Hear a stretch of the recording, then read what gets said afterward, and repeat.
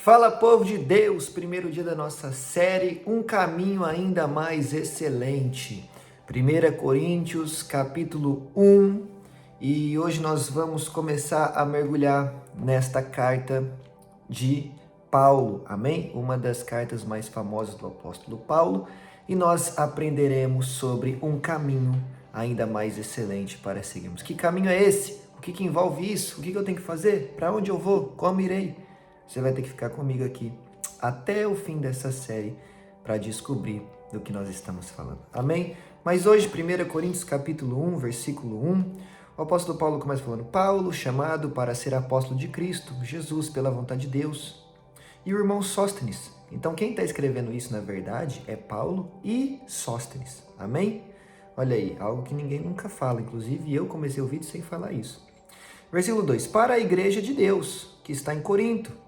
Corinto era uma cidade da Grécia, amém? Lá na Grécia, onde existiam diversos deuses pagãos, como Zeus e tantos outros, que eu não vou ficar falando aqui o nome, havia uma igreja, amém? Havia um povo que foi alcançado pelo evangelho. Por quê? Porque um dia Paulo foi lá evangelizar para eles. Então, nos lugares mais difíceis, Deus também opera. Amém? Então, para a igreja de Deus que está em Corinto, aos santificados em Cristo Jesus e chamados para serem santos, o que a igreja é? É chamada para ser santo. Juntamente com todos os que em toda parte invocam o nome do Senhor Jesus, Cristo, Senhor deles e nosso. A vocês, graça e paz da parte de Deus, nosso Pai e do nosso Senhor Jesus Cristo. Amém? Versículo 4. Sempre dou graças a meu Deus por vocês, por causa da graça que lhes foi dada por Ele em Cristo Jesus. Pois nele vocês foram enriquecidos em tudo, isto é, em toda palavra e em todo conhecimento. Então, através de Cristo, nós nos tornamos ricos em palavra e em conhecimento. Porque o testemunho de Cristo foi confirmado entre vocês, de modo que não lhes falta nenhum dom espiritual, enquanto vocês esperam que o nosso Senhor Jesus Cristo seja revelado.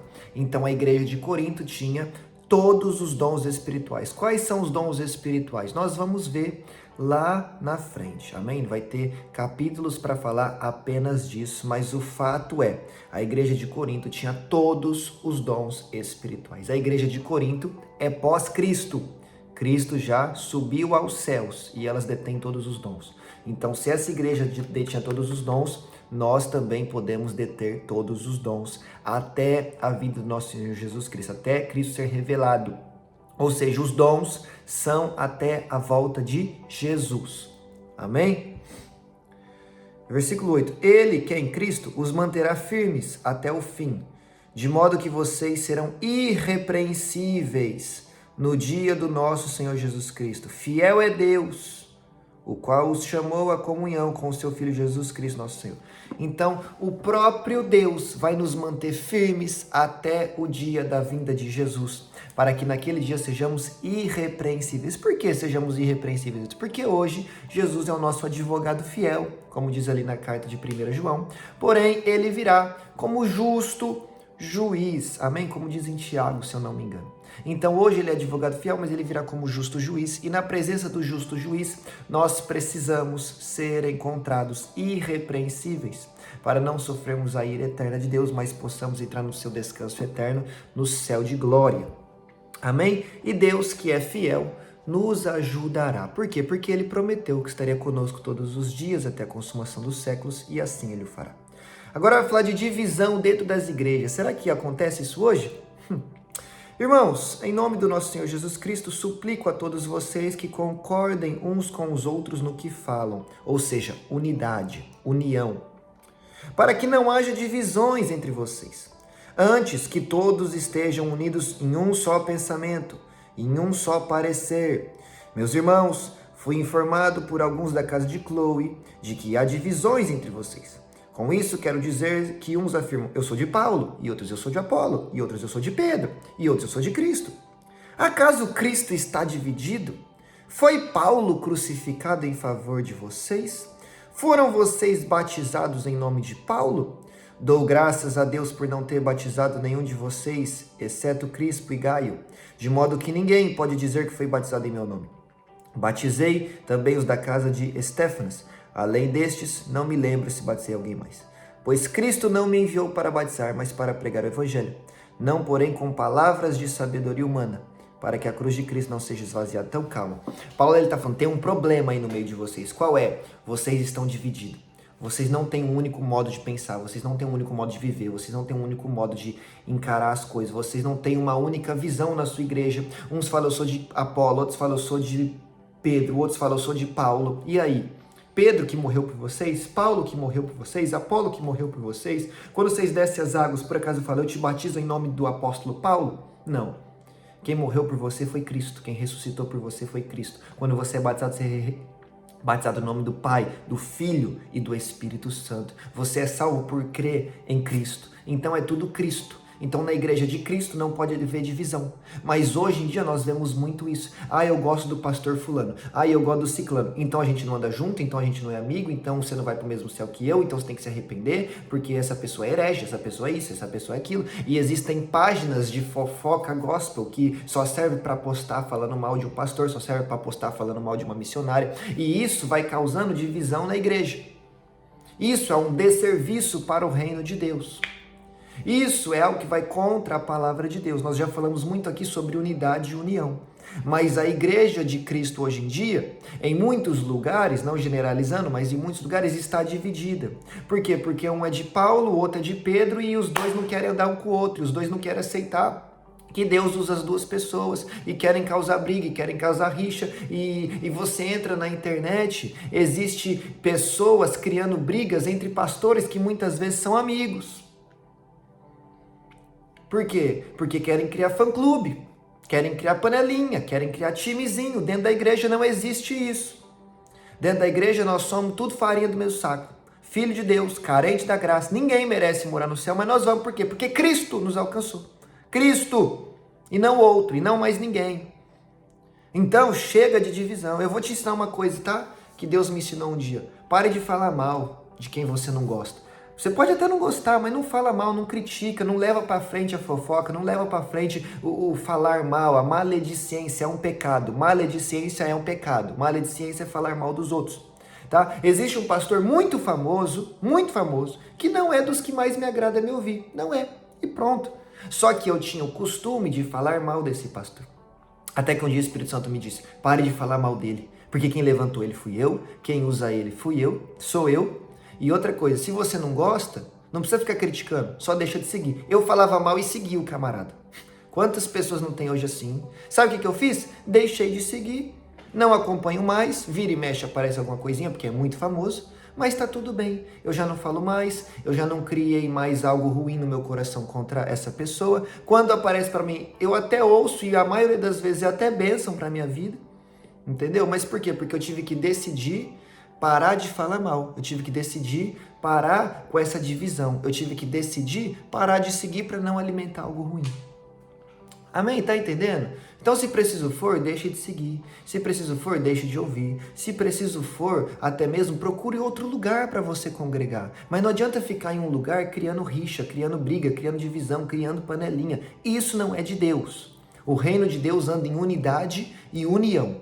Unidade e união. Amém? Nós não somos de Paulo, nós não somos de Pedro, nós não somos de Apolo, nós somos todos de Cristo Jesus, aquele que morreu na cruz do Calvário por nós, tá? E aí Paulo ele termina dizendo que ele pregava o evangelho não com sabedoria humana, para que a cruz de Cristo não seja esvaziada, tá? Aí lá na frente, no capítulo 4, ele vai falar, 1 Coríntios 4:20, o reino de Deus não consiste em palavra, mas em poder, tá? Então a mensagem do evangelho ela tem que ser pregada com poder, e não só com palavras de sabedoria humana.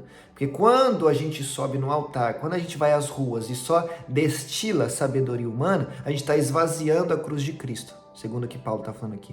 Porque o evangelho tem que ser pregado com poder, com manifestação de poder de Deus. Amém? O evangelho é poder. Guarda isso, mas a gente vai falar disso mais na frente. Mas Cristo, a sabedoria e o poder de Deus. Agora é o subtítulo do versículo 18. Pois a mensagem da cruz é loucura para os que estão se perdendo, mas para nós que somos salvos é o poder de Deus. Então isso aqui, o evangelho, a mensagem de Jesus na cruz, para muitos é loucura. Por quê? Porque esses estão se perdendo. E para nós que cremos, é o poder de Deus. Então quando você abre a escritura e prega ela com autoridade, o poder de Deus se manifesta na terra. tá? Para muitos é loucura, para nós é poder. Para muitos é perdição, para nós é salvação. Para muitos é morte, para muitos é perder a vida, para muitos é perder a juventude. Para muitos é um conjunto de regras, para muitos é um povo fanático. Para nós é o poder de Deus, é a nossa salvação, é a nossa alegria, a nossa esperança, é o que faz dar sentido à nossa vida. Aleluia! Se trata do nosso próprio Deus, a quem amamos acima de tudo e de todas as coisas. Muitos não entendem, mas nós que somos salvos entendemos que isso é tudo para nós, porque Cristo é tudo em todos. Então quem não tem Cristo não tem nada, mas quem tem Cristo tem tudo. E nós temos Cristo, então Ele é tudo para nós. Amém? Versículo 19, vamos encerrar. Pois está escrito: destruirei a sabedoria dos sábios, rejeitarei a inteligência dos inteligentes. Onde está o sábio? Onde está o erudito? Onde está o questionador desta era? Acaso não tornou Deus louca a sabedoria deste mundo? Visto que, na sabedoria de Deus, o mundo não o conheceu por meio da sabedoria humana. Agradou a Deus salvar aqueles que creem por meio da loucura da pregação. Fazer um pause aqui, 1 Coríntios 1, 21. E Deus escolheu por meio da loucura da salvação, salvar aqueles que creem. Então tem gente que fala assim, eu não prego com palavras, mas eu prego com o meu viver. Não, não, não. E Deus escolheu por meio da loucura da pregação, salvar os que creem. Você precisa pregar com a sua vida? Sim, isso se chama testemunho. Isso confirma a mensagem que você prega, mas você tem que falar. Você tem que usar suas palavras, você tem que se expressar. Porque Deus, não foi o Vitor, não foi Pedro, não foi Apolo, não foi Paulo. Foi Deus que escolheu que por meio da pregação as pessoas serão salvas. Amém? Versículo 22. Os judeus pedem sinais milagrosos e os gregos procuram sabedoria. Nós, porém, pregamos a Cristo crucificado, o qual de fato é escândalo para os judeus e loucura para os gentios. A nossa mensagem escandaliza uns. Para outros, nos chamam de louco, nos chamam de maluco. Versículo 24. Mas para os que foram chamados, tanto os judeus quanto gregos, Cristo é o poder e a sabedoria de Deus.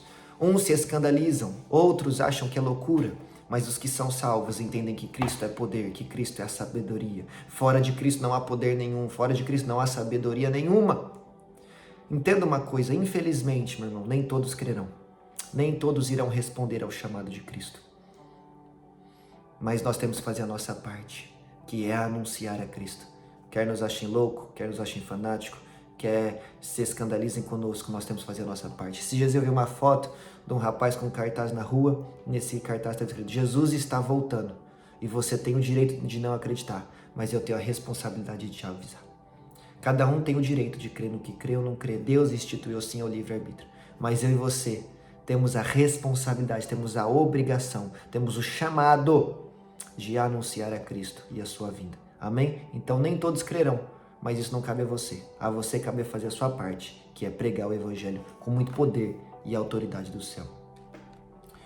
Versículo 25. Porque a loucura de Deus é mais sábia que a sabedoria humana, e a fraqueza de Deus é mais forte do que a força do homem. E por acaso Deus é louco ou Deus tem fraqueza? É claro que não. Paulo está usando uma forma aqui de se expressar para dizer, Deus está acima de tudo e de todos. O homem se acha sábio, Deus é muito mais sábio. O homem se acha forte, Deus é muito mais forte. Tá? Deus está acima de tudo e de todos. Versículo 26. Irmãos, pensem no que vocês eram quando foram chamados. Poucos eram sábios, segundo os padrões humanos. Poucos eram poderosos, poucos eram nobres de nascimento. Mas Deus escolheu o que para o mundo é loucura, para envergonhar os sábios.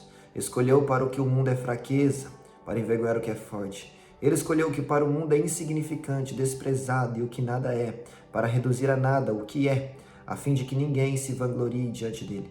É, porém, por iniciativa dele que vocês estão em Cristo Jesus, o qual se tornou sabedoria de Deus para nós, isto é, justiça, santidade e redenção, para que, como está escrito, quem se gloriar, glorie-se no Senhor. Paulo está falando, lembre-se do seu passado e entenda que hoje você só está em Cristo, porque quem te escolheu foi Ele, não partiu de você, partiu dele mesmo. E isso é para você entender que você não tem glória nenhuma nisso, você não tem honra nenhuma nisso, você não tem mérito nenhum nisso. Então, se você vai se gloriar, você tem que se gloriar em Cristo. Você tem que falar, eu não tenho mérito, eu sou pequeno, eu sou incapacitado, eu sou limitado, a glória é dele, o mérito é dele, a honra é dele, os aplausos são para ele, aleluia, porque ele pode todas as coisas, ele é sábio, ele é grande, ele é forte, ele é poderoso, ele é o meu Deus, é o meu Senhor, é o meu Salvador. Deus escolheu as coisas loucas para confundir as sábias, as coisas fracas para confundir as fortes, as coisas que não são para confundir quem acha que é. Aleluia, e o exemplo disso sou eu, e é você. Lembre-se de onde Deus te tirou, lembre-se de tudo aquilo que Ele já fez na sua vida, lembre-se de cada livramento que Ele já te deu, lembre-se de cada porta que Ele já abriu para ti, lembre-se de cada provisão que Ele já te enviou nos 45 do segundo tempo, quando você achou que tinha acabado, quando você achou que não tinha esperança, Ele chegou com socorro, Ele chegou com alívio, Ele chegou com força, com paz, com vida, com provisão. Aleluia! Porque para mostrar que não é na sua força, é na força dele. Não é na sua sabedoria, é na sabedoria dele. Não é no que você pode ou pensa que é, mas é no poder dele, é em quem ele é. Deus usa as coisas desse mundo para confundir as outras. Deus usa quem não é para confundir quem acha que é, para que fique claro que o poder é dele. Como Paulo vai falar na sua segunda carta aos Coríntios, ele vai falar, somos vasos de barro, mas com um tesouro dentro. Esse tesouro é o Espírito Santo. Nós somos barro, o tesouro é ele, para que fique claro que tudo que nós temos é por causa dele, que tudo que nós somos é por causa dele, que tudo que vamos viver é por causa dele, que tudo que fazemos é por causa dele. Porque ele nos escolheu. Nós não temos mérito nenhum nisso, mas se ele me escolheu e transformou minha vida, o mínimo que eu tenho que fazer é vivê-la para ele. Filipenses 1:21, porque para mim o viver é Cristo. Enquanto eu vivo, é para ele, por ele e por meio dele. Amém? Esse é o 1 Coríntios 1. E eu te espero aqui amanhã, no capítulo 2.